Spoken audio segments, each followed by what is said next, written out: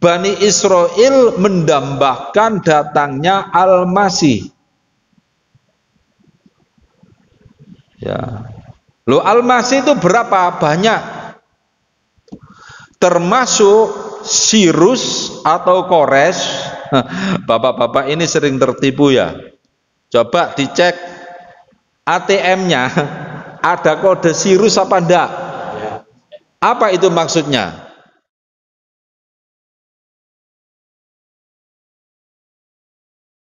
Nah, ini pengertian Al-Masih atau Mesia atau Hamasia menurut pandangan sejarawan dan arkeolog yang kesimpulannya ini ya diantaranya juga ya Jeffrey Bott. Ini yang Jeffrey ini yang penulis buku The Secret Legacy of Jesus ini bukan orang Kristen yang pada umumnya dan tidak menyembah Yesus, tapi dia mengaku pengikut Yesus seperti Thomas Jefferson. Ternyata Thomas Jefferson dalam buku ini dia siapa Thomas Jefferson itu? Pendiri Amerika Serikat, Presiden Amerika Serikat. Dia menyatakan Yesus itu bukan Tuhan tapi pengikut kami. Yang kami ikuti. Dia bukan Tuhan. Hanya saja tidak populer buku ini. Saya dapat buku ini ya unik ceritanya. Ya, saya dapat buku-buku yang unik-unik memang enggak itu. Pas belinya enggak di Indonesia memang. Biasanya kalau beli di Indonesia ya hilang itu. Waktu diimpor itu amblas itu.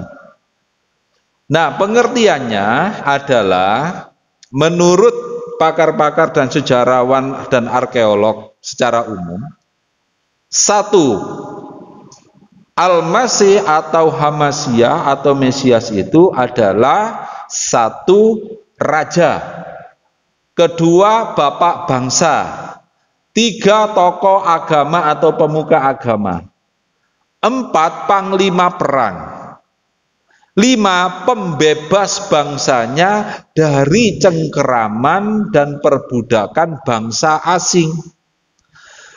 Di masa itu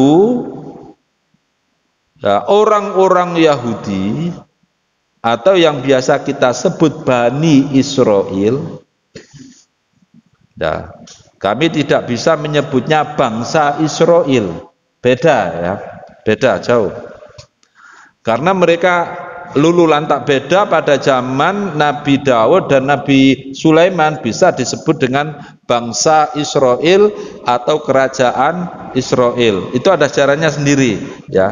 Lebih enaknya kita sebut Bani Israel.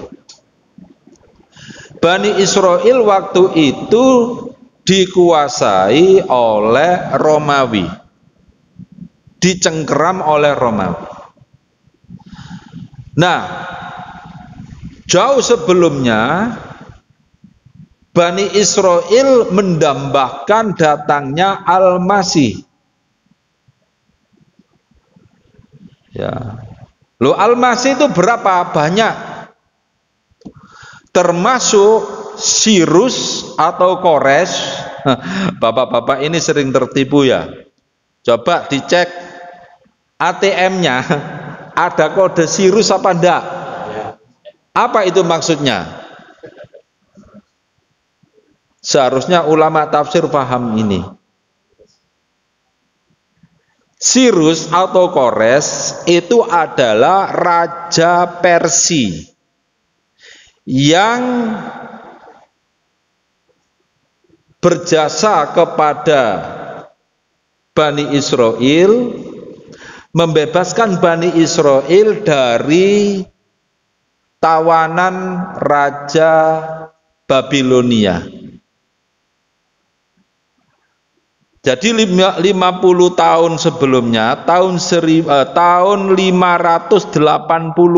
sebelum Masehi, ya, kerajaan Israel Utara yang bernama Kerajaan Yehuda atau Yudea dihancurkan oleh Raja Nebukadnezar dari Babilonia.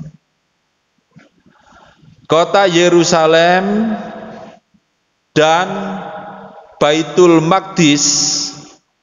Baitul Maqdis dulu tempatnya ya tetap di Baitul Maqdis yang sekarang, yaitu di komplek Masjid Al-Aqsa. Itu dihancurkan oleh tentara Nebukadnezar. Orang-orang Bani Israel yang masih hidup ditawan ke penjara Babel selama 50 tahun lebih. Lah yang membebaskan orang-orang Bani Israel dari penjara Babel sebagai tawanan di penjara Babel ini adalah Raja Persia bernama Kores atau Sirus. Ya. Akhirnya mereka bisa kembali ke Yerusalem, membangun lagi Masjid Al-Aqsa, tapi sudah bukan lagi dengan istilah Baitul Maqdis, tapi istilahnya The Temple of Solomon atau Kuil Sulaiman. Karena sudah berubah menjadi agama Yahudi, percampuran ajaran Nabi Musa dengan ajaran penyembah dewa Marduk. Ini perlu dipahami, ya. Nah,